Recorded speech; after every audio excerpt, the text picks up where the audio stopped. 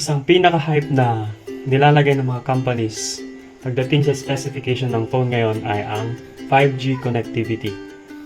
Isang affordable 5G phone ang ginawa ng Realme at ito ay ang Realme 8 5G. Ngayong gabi, i-unbox natin ang phone na ito. So let's go! As usual sa mga Realme phones, meron silang yellow box with black na text. Sa harap makikita natin yung Realme 8 5G na text. Same sa may left side and of course sa may right side. Sa taas, andito yung ating Realme na logo. And our device ay meron siyang 8 gigs of RAM and 128 gigs of internal storage. At ang kulay niya is supersonic blue. Then sa likod, makikita natin yung highlights ng phone. So, gumamit siya ng MediaTek Helio Dimensity 700 5G processor na nakikita na rin natin sa mga affordable na 5G phones galing for example kay Xiaomi, ito ang Redmi Note 10 5G at ang Poco M3 Pro 5G. Smooth na rin ang display kasi naka 90Hz ang refresh rate niya. We have smart 5G power saving at 48 megapixels nightscape camera. So sealed ito, let's try to unbox.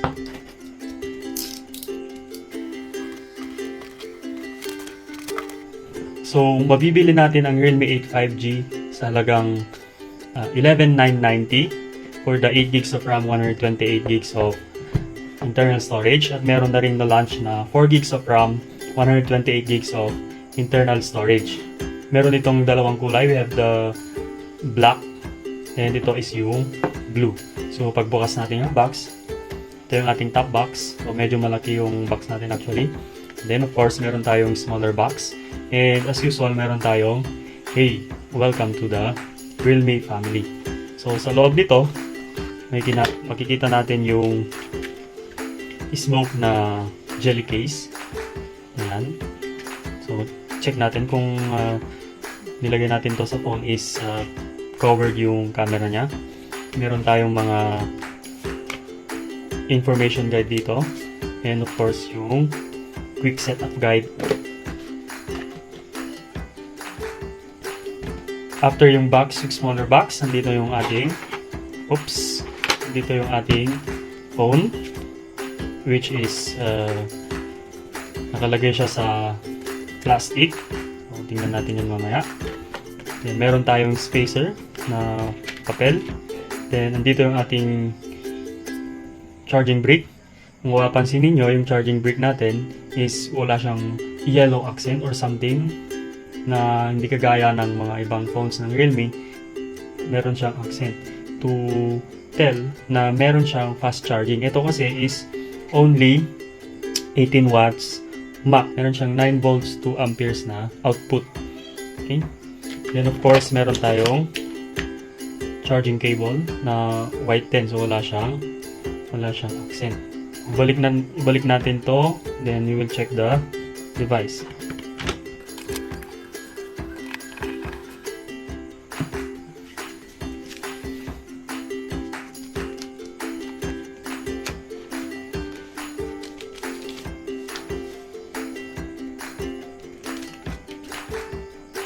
So first impression natin, so super glossy, no? Super glossy ng kanyang backplate, which is actually plastic, no? Hindi siya gaanong mabigat kasi nga plastic yung frame, plastic din yung back. Pero mukha siyang glass kasi nga super glossy. So makikita niyo ang dami agad fingerprint ng ating back. It's advisable na ilagay natin tong kanyang kasamang jelly case. So tingnan natin dito sa left side, nandito yung ating SIM tray. Tapos sa baba nandito yung ating volume rockers, which is nakaseparate siya dun sa ating power button. Dito sa baba, andito yung ating primary microphone, the 3.5 audio port, and then meron tayong type C, and yung ating speaker grill. So yung speaker natin actually for this device, single firing speaker lang, no? Hindi siya dual speakers. Then dito sa right side, nandito yung ating power button slash fingerprint scanner. So sa taas, so wala siyang secondary microphone. Okay, sa likod naman, makikita natin dito yung kanyang camera. So triple camera setup with flash. So andyan yung ating 48 megapixels na camera, then 2 megapixels na macro and 2 megapixels na depth sensor. And then tingnan natin pag nakalagay siya dun sa case kung protected ba yung ating camera. Okay naman, no? Pag nilapag natin siya, protected naman yung ating camera. By the way, ang difference nito dun sa ating Poco M3 Pro is that yung camera modules dito ay gawa ng Samsung, no? Pero yung sa Poco M3 Pro, gawa yun sa Omnivision. So basically, mas maganda yung output quality ng pictures taken from this 48 megapixels na gawa ng Samsung. Yan. And then yung selfie cam niya 16 megapixels. And of course, yung display is meron na siyang screen protector pre-applied. Yun nga lang, no? Yun nga lang, wala itong glass protection gaya ng Poco M3 Pro na Gorilla Glass 3. So ito is walang naka-identify na protection niya, okay? Corning Gorilla. So I advise na maglagay tayo dito ng tempered glass for added protection.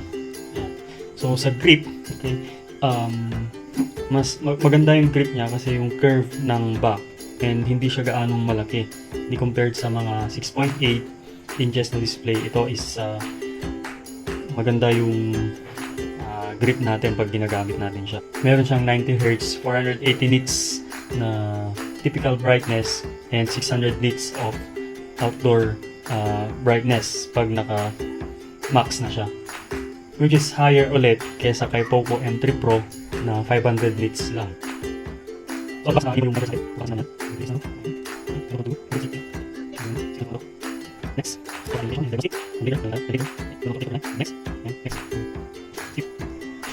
So out of the box, naka Realme UI 2.0 na tayo on top of Android 11. So hoping na this will get Android 12 in later years, so that mas maganda yung ating aftermarket sales, no? Which is for Realme, nag-update naman sila ng major updates. Yung Realme 7 ng kasama ko from Android 10 naging Android 11 na lately. So chinek ko siya, naging Android 11 na siya. So if you want to check the review of that or unboxing, meron tayong unboxing and initial impressions ng Realme 7 dito sa channel. By the way, if you want to be notified on our next videos later on, so consider subscribing and i-like na rin yung ating video for tonight. Alright, so dito na tayo sa ating device. Mapapansin natin that there are some bloatwares. Pwede naman silang i-uninstall. Tingnan natin kung pwede. So long press natin to. Okay, so pwede, no? Pwede natin i-uninstall yung mga bloatwares dito. Ang battery nito is 5,000 mAh and capable siya for 18 watts na fast charge. So basically 18 watts is mabagal, no, for 2021 standards, but it is still reliable. Ang storage naman nito is 8 gigs of RAM and 128 gigs of internal storage. Naka UFS 2.1 na to, kaya expect na mabilis din yung device na to. Later on, i-review natin kung ilan yung Antutu benchmark niya, but with the MediaTek Dimensity 700, we can expect 300,000 plus of Antutu benchmark score dito sa device na ito. Isa sa mga OS Android skins na pinakagusto ko ay itong Realme UI. So, natry ko na yung Oxygen OS ng OnePlus and definitely yun yung pinakamagandang skin ng Android. Pero since sister company sila ng Realme, so ito is napaka-smooth din ng experience ng OS na ito. And if we are to compare the smoothness ng MIUI dun sa ating Redmi Note 10 5G and Poco M3 Pro 5G. Mas smooth ito kasi nga very slim yung OS na Realme UI, especially yung 2.0 niya. So let's try to check yung sound quality ng device na to.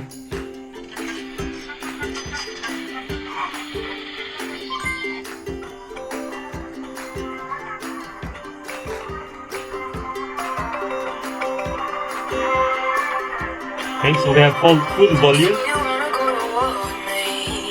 Talking like you think you're royalty. You think that I'm afraid, but I don't break. I heard your question, my stability. You think I fall just like a guillotine.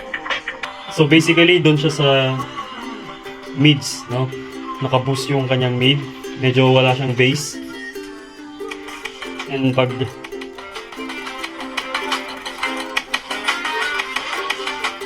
hindi siya gaanong malakas because isa nga yung ating speaker grill, pero okay na rin. So if you want to have better quality of audio, I recommend na gumamit na lang tayo ng ating headphones dito sa kanyang headphone jack. Alright, tingnan naman natin yung mga sample photos. So let's take pictures. Okay. Allow. Pag in-open natin yung camera, ito muna tayo sa settings and then tingnan natin. So for video resolution, hanggang 1080p lang siya. So wala siyang 4K, which is somehow deal breaker. Ayan, so hanggang 1080p lang yung video quality niya. And of course, wala itong optical image stabilization. So meron siyang ultra steady mode, but 1080p 30fps lang.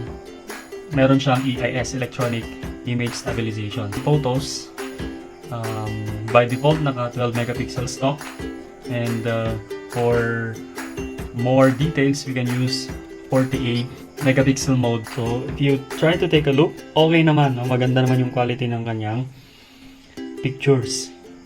And napansin ko, automatic siyang merong portrait mode or bokeh effect dun sa kanyang subject. So meron siyang edge detection and blur niya agad yung nasa likod na background. Check natin sa 48 megapixels for more details.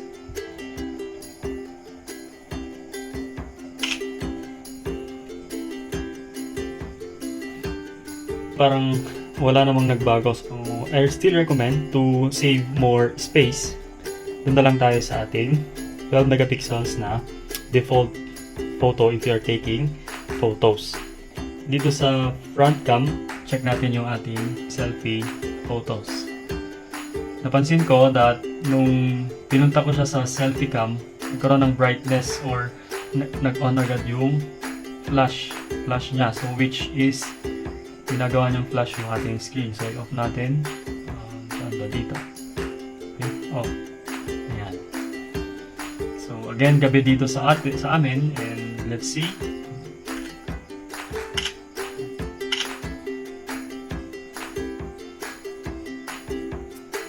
Kung titignan natin yung photos, medyo soft yung kuha niya, no? Because it's only 16 megapixels, but okay na rin for the price of 11,990.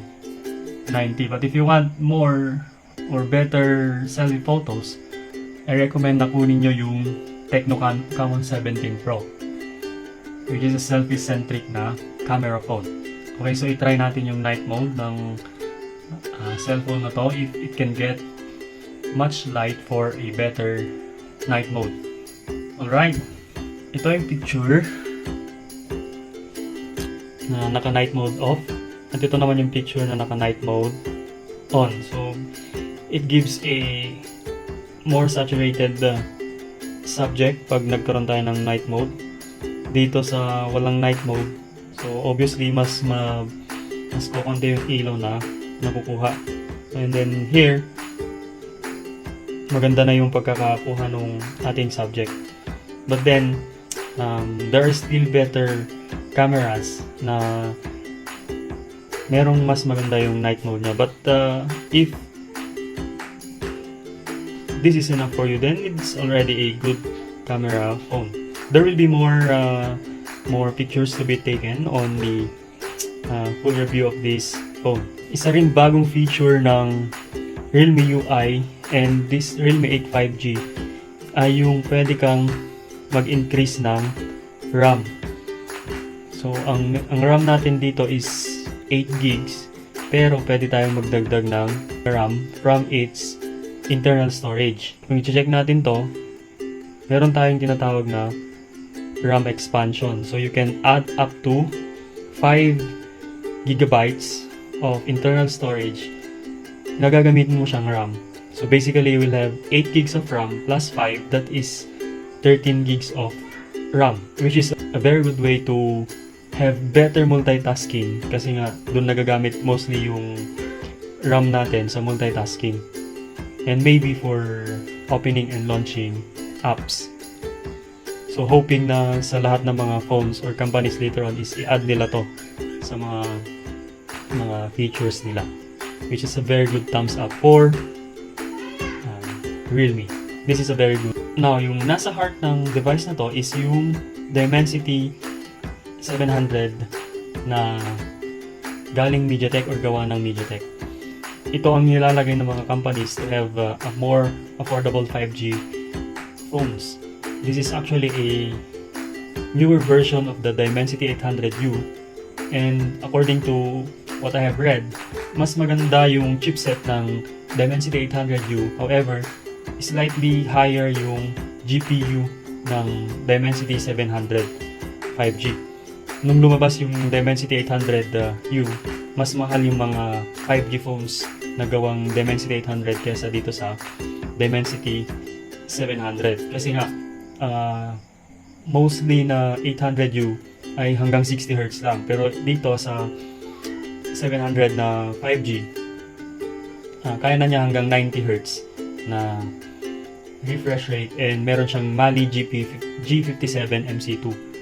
I think yun is G54 or G52 na GPU dun sa ating 800U. Kaya mas maganda yung GPU ng 700 5G, but yung chipset na 800U ay much better kaysa kay 700 5G. Pero pag ang habol mo is 5G and once in a while nagka-travel ka sa Manila, so this is a very good phone, and I think this is much better than the Poco M3 Pro 5G and even the Redmi Note 10 5G. Kasi nga, una, it has better display, better cameras, better UI for Realme UI. Yun na lang muna. So we will try to consider reviewing this for a week, and then we will upload it here in our channel. So please subscribe na lang para ma-notify na kayo dun sa ating new video later on. And again, thank you for watching.